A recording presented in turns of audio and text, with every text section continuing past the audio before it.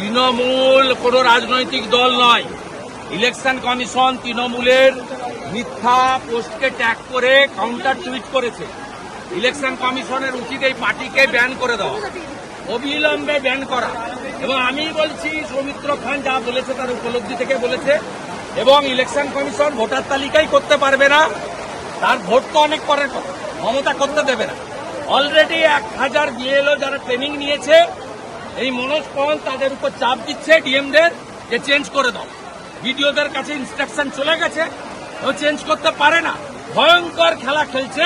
এটা সরাসরি বাবা সাহেব আম্বেদকরের তৈরি সংবিধানকে চ্যালেঞ্জ। ইলেকশন কমিশন বুঝুক, আমরা তো প্রত্যেক দিন বুঝছি। ও আমার পা ধরেছে, ও তো আমার হাতে জয়েন্ট দিচ্ছে, ও তো আমার গাড়ির পিছন পিছন ঘুরতো মালদায়। ওকে মালতীপুরে 50,000 ভোটে হারাবো। 80% মুসলমান মালতীপুরে, তারপরেও হারাবো। কে হারাবে দেখবে।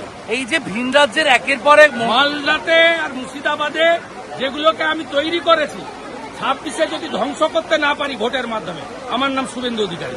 যেভাবে ভিন রাজ্যের নানান কোথাও মুসলমানদের জন্য কান্না, কোনো ভারতীয় কোনো বাঙালির জন্য কান্না। বাংলা খবর, আপনার রাজনীতি, আপনার আওয়াজ।